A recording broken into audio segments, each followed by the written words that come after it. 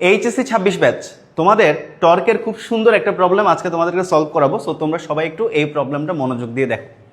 তো এখানে একটা অবজেক্টের উপর 3 ধরনের বল প্রয়োগ করা হয়েছে। একটা হচ্ছে 10 নিউটন, আর একটা হচ্ছে 20 নিউটন, আর একটা হচ্ছে 30 নিউটন। সো আমরা যদি এই বিন্দুটাকে বলের প্রয়োগ বিন্দু হিসেবে চিন্তা করি, তাহলে দেখো 10 নিউটন বল কিন্তু 30 ডিগ্রি কোণে অ্যাপ্লাই করা হয়েছে, 20 নিউটন বলও 30 ডিগ্রি কোণে অ্যাপ্লাই করা হয়েছে, এবং 30 নিউটন বল ডিরেক্ট লম্বভাবে অ্যাপ্লাই করা হয়েছে। সো আমরা সবাই জানি আসলে টর্ক জিনিসটা আসলে কি। টর্ক হচ্ছে, আমরা জানি টাউ সমান এই যে বলের প্রয়োগ ঘূর্ণন অক্ষ, মানে আমি যদি এখানে বল প্রয়োগ করি সিস্টেমটা ওভারঅল ঘুরবে। আমরা বুঝতে পারতেছি 3 ধরনের বল আছে, তো সিস্টেমটা আমার আলটিমেটলি রোটেট করবে। সো যে কোনো একটা বিন্দুর সাপেক্ষেই তো রোটেট করবে, সেটা ক্লকওয়াইজ করুক বা এন্টি ক্লকওয়াইজ করুক, তাই না? তো আমাদেরকে আসলে বের করতে বলা হয়েছে সিস্টেম কোন দিকে ঘুরবে, মানে সিস্টেম কি ক্লকওয়াইজ ঘুরবে নাকি এন্টি ক্লকওয়াইজ ঘুরবে, সেই জিনিসটাই আমাদেরকে বের করতে বলা হয়েছে। সো এই ম্যাথটা করার জন্য আমাদের প্রথমত 2টা জিনিস মাথায় রাখতে হবে। প্রথম জিনিস হচ্ছে টর্ক সমান বল গুণ বলের প্রয়োগ বিন্দু থেকে তোমার কি বলের প্রয়োগ বিন্দু থেকে ঘূর্ণন অক্ষ, মনে করো এই অক্ষটার সাপেক্ষে রোটেট করবে, তো ঘূর্ণন অক্ষের দূরত্ব। আবার বল যদি থিটা কোণে অ্যাপ্লাই করা হয়, তাহলে এই যে দেখো আমার মনে করো 10 নিউটন বল, এটার কিন্তু 2টো উপাংশ আছে। একটা হচ্ছে মনে করো আমার এই বরাবর, আরেকটা হচ্ছে আমার ভূমি বরাবর। সো লম্ব বরাবর যে উপাংশটা সেটা যদি আমি একটু কনসিডার করি, তো খেয়াল করো লম্ব বরাবর আমার যে উপাংশটা হবে সেটা ডেফিনেটলি কি হবে, 10 sin 30 ডিগ্রি হবে। ওকে, আর এই দিকের উপাংশটা 10 cos 30 ডিগ্রি হবে। সো 10 cos 30 ডিগ্রি, মনে করো এই কলমটা এইভাবে আছে, সো এইভাবে কোনো বল প্রয়োগ করলে আমার কিন্তু ঘুরবে না। তার মানে কসের যে উপাংশ বা এই বলগুলার আনুভূমিক যে উপাংশ, সেই আনুভূমিক উপাংশটা কিন্তু ঘূর্ণনের জন্য দায়ী না। ঠিক আছে, ঠিক একইভাবে আমি যদি এখানেও দেখি, এখানেও আমার সেম জিনিস। এই যে 20 নিউটনকে আমরা চাইলে 2টো উপাংশে ভাগ করতে পারি, একটা এভাবে আর একটা মনে করো এইভাবে। সো একটা হচ্ছে আমার, আমি যদি এই উপাংশটা দেখো 20 নিউটনের এদিকে 30 ডিগ্রি কোণ আছে, সো এই উপাংশটা হবে 20 cos 30, যেটা আমি লিখতেছি না। আর লম্ব উপাংশটা হবে মনে করো 20 sin 30। তো আবার সেম এই যে আনুভূমিক যে উপাংশ, মনে করো আনুভূমিকভাবে আছে একটা দণ্ড, এটার মধ্যে তুমি যদি আনুভূমিক বল প্রয়োগ করো, তাহলে কি দণ্ডটা রোটেট করবে? Definitely not.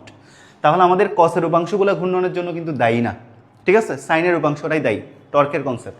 সো আমি এখানে এইভাবেও লিখতে পারি, torque equal F sine theta into D, যেখানে ডিটা হচ্ছে ঘূর্ণন অক্ষ থেকে, ঘূর্ণন অক্ষ হচ্ছে এই যেটা, বা ঘূর্ণন বিন্দু থেকে বলের প্রয়োগ বিন্দুর দূরত্ব। তো এইখানে আমাদের 3টা বল প্রয়োগ করা হয়েছে। তো এই 3টা বলের সাপেক্ষে আমাকে ওভারঅল দেখতে হবে যে সিস্টেমটা কি ক্লকওয়াইজ ঘুরবে নাকি অ্যান্টি ক্লকওয়াইজ ঘুরবে। তো আরেকটা জিনিস তোমাদেরকে একটু শিখাই দেই, সেটা হচ্ছে টর্কের দিকটা মাথায় রাখবা। তো যদি একটা সিস্টেম ঘড়ির কাঁটার বিপরীতে ঘুরে বা অ্যান্টি ক্লকওয়াইজ ঘুরে, ঠিক আছে, এটা কেমন? এটা হচ্ছে অ্যান্টি ক্লকওয়াইজ। হ্যাঁ, অ্যান্টি ক্লকওয়াইজ। সো কোনো একটা সিস্টেম যদি অ্যান্টি ক্লকওয়াইজ রোটেট করে, তাহলে মাথায় রাখবা টর্কের মান হবে পজিটিভ। আবার কোনো একটা সিস্টেম যদি ক্লকওয়াইজ রোটেট করে, মানে ঘড়ির কাঁটার দিকে রোটেট করে, তাহলে টর্কের মান হবে নেগেটিভ। এই ছোট্ট কনসেপ্টটা তোমরা মাথায় রাখবা, ঠিক আছে? তো দেখো আমাদের বেসিক্যালি এই প্রবলেমটা সলভ করার জন্য এই সূত্রটা কাজে লাগবে এবং আমাদের এই কনসেপ্টটা কাজে লাগবে। তাহলে আমাদের দেখো এখানে 3টা বল, এটাকে আমরা ধরো F1 ধরলাম, এটাকে ধরলাম আমরা F1, এটাকে ধরলাম আমরা F2, এবং এইটাকে আমরা ধরলাম F3। তো আমরা যদি F1 এর জন্য টাউ 1 যদি বের করি, তাহলে একটু খেয়াল করো, টাউ 1 আমরা যদি টাউ 1 বের করি, তাহলে কত? F1 into D. তো F1 এর মান কত আসলে? 10 sin 30 না? তাহলে দেখো 10 sin 30 ইন্টু ডি এর মান কত? এই যে ঘূর্ণন বলের প্রয়োগ বিন্দু থেকে ঘূর্ণন অক্ষের দূরত্ব কত? 2 মিটার, তাহলে এটা হচ্ছে 2। তাহলে sin 30 হচ্ছে half, 10 into half into 2, so 2 কাটা গেলে কত? 10 নিউটন মিটার। তাহলে এখন আমাদের টর্কের দিকটা দেখতে হবে, যে আমি যদি এই দিকে বল প্রয়োগ করি, তাহলে আমার সিস্টেমটা কোন দিকে ঘুরবে। তাহলে খেয়াল করো, আমার যখন একটা বল এই সিস্টেমের উপর এভাবে প্রয়োগ করা হবে, তখন এটা এদিকে নামবে, এটা এদিকে ঘুরবে, তার মানে এইভাবে রোটেট করবে, তার মানে এইভাবে সিস্টেমটা রোটেট করবে, মানে ঘড়ির কাঁটার দিকে। That means clockwise, so clockwise হলে টর্কের মান কি নেগেটিভ, তাহলে আমরা টাউ ওয়ানের মানটা কি লিখবো ভাইয়া বলো তো? আমরা টাউ ওয়ানের মানটা লিখবো -10। ঠিক আছে, -10 কেন লিখবো? যেহেতু টর্ক ওয়ানের জন্য বা এফ ওয়ানের জন্য ক্লকওয়াইজ রোটেশন দিবে। ঠিক আছে, ক্লকওয়াইজ রোটেশনে টর্কের মান কি হয়? ক্লকওয়াইজ রোটেশনে টর্কের মান হয় নেগেটিভ। আই থিঙ্ক এটা তোমাদের ক্লিয়ার। সো আমরা টর্ক ওয়ানের মানটা ফিগার আউট করে ফেললাম। সো এখন আমরা কি করব? এখন সিমিলারলি আমরা যদি টর্ক 2 এর মান বের করি তাহলে F2 ইন্টু ডি। তাহলে একটু খেয়াল করো F2 এর মানটা কত আছে আমার? F2 এর মানটা আছে আমার 20 sin 30, তাই না? এই যে F2 এর মানটা হচ্ছে আমার কত? 20 sin 30। সো যে উপাংশটা আমার বলটা যে কোনো কোণেই থাকুক না কেন, যে উপাংশটা আমার ঘূর্ণনের জন্য দায়ী, আমরা ওই উপাংশটাই কিন্তু কনসিডার করব। সো আমাদের F2 কত? F2 হচ্ছে 20 sin 30 ইন্টু ডি এর মানটা কত দেখো তো? ডি এর মানটা আবারও সেম, এই যে বলের প্রয়োগ বিন্দু থেকে ঘূর্ণনকের দূরত্ব কত? 2 মিটার। তাহলে এটা হচ্ছে আমার 2। তাহলে এখন দেখো টাউ 2 সমান 20 sin 30 এর মান কত? হাফ ইন্টু 2, সো 2 কাটা গেলে কত? 20 নিউটন মিটার। এগেইন এই ক্ষেত্রে একটু খেয়াল করো, আমি যখন এই দিকে বল প্রয়োগ করব তখন এই সিস্টেমটা নিচে নামবে এবং এইটা এই দিকে উপরে উঠবে, তার মানে এইভাবে ঘুরবে, এইভাবে ঘুরবে। তার মানে দেখো তো সিস্টেমটা আমার এইভাবে ঘুরতেছে না? এইভাবে, মানে অ্যান্টি ক্লকওয়াইজ, এটা নিচে নামবে মানে ঘড়ির কাঁটার বিপরীতে। তাহলে দেখো ঘড়ির কাঁটার বিপরীতে F2 এর জন্য যদি ঘড়ির কাঁটার বিপরীতে ঘুরে তাহলে টর্কের মান কত? ঘড়ির কাঁটার বিপরীতে টর্কের মান পজিটিভ। তাহলে আমাদের টাউ 2 এর মান হচ্ছে +20 নিউটন মিটার। ব্র্যাকেটে লিখবা অ্যান্টি ক্লকওয়াইজ রোটেশন। আমি A.C লিখে দিচ্ছি, অ্যান্টি ক্লকওয়াইজ রোটেশন। হ্যাঁ, অল রাইট। আবার এখানে দেখো F3 ডিরেক্ট লম্বভাবে অ্যাপ্লাই করা হয়েছে, সো এখানে কোনো কোণ নাই, সো কোনো প্যারাও নেই। হ্যাঁ, তাহলে আমরা টর্ক 2ও কিন্তু পেয়ে গেলাম কত? 20 নিউটন মিটার। ঠিক আছে, এখন আমরা টর্ক 3 দেখব। টর্ক 3 সমান F3 into D. So F3 কত? F3 হচ্ছে 30, ডি এর মান কত? 1, তাহলে কত? 30 নিউটন মিটার। এখন দেখো যখন আমি F3 এর জন্য সিস্টেম কোন দিকে ঘুরবে, দেখো এইটা উপরে উঠবে, তাহলে এইটা নিচে নামবে F3 এর জন্য। তাহলে এই যে আবার ঘড়ির কাঁটার দিকে, তাই না? এই যে এইভাবে ঘুরতেছে, মানে ঘড়ির কাঁটা যেদিকে ঘুরে সেদিকে। তাহলে এটার মানও কি হবে? টর্ক 3 এর মানও কি হবে? টর্ক 3 এর মান হবে নেগেটিভ -30। ব্র্যাকেটের মধ্যে লিখে দিবা, কারণটা হচ্ছে ক্লকওয়াইজ রোটেশনে টর্কের মান নেগেটিভ।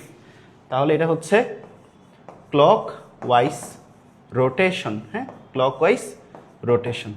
সো আমরা দেখো টর্ক 1 পেয়ে গেলাম, টর্ক 2 পেয়ে গেলাম এবং টর্ক 3 পেয়ে গেলাম। এখন আমাদের কি করতে হবে? এখন আমাদের নিট টর্ক বের করতে হবে, রাইট? সো নিট টর্ক, আমরা নিট টর্ক না বের করলে ওভারঅল সিস্টেম কোন দিকে ঘুরবে সেটা কিন্তু বের করতে পারবো না। সো আমরা যদি নিট টর্ক বের করি, টাউ নিট সমান tau 1 plus tau 2 plus tau 3। So tau 1 আমার কত? টাউ 1 হচ্ছে -10, সো -10 প্লাস টাউ 2 কত আমার? +20, তাহলে +20 প্লাস টাউ 3 কত? -30, -30, তাহলে -10 -40 +20, তাহলে কত?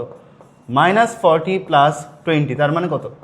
-20 নিউটন মিটার। তাহলে দেখো তো আমাদের নিট টর্কের ভ্যালুটা আসছে নেগেটিভ, তাই না?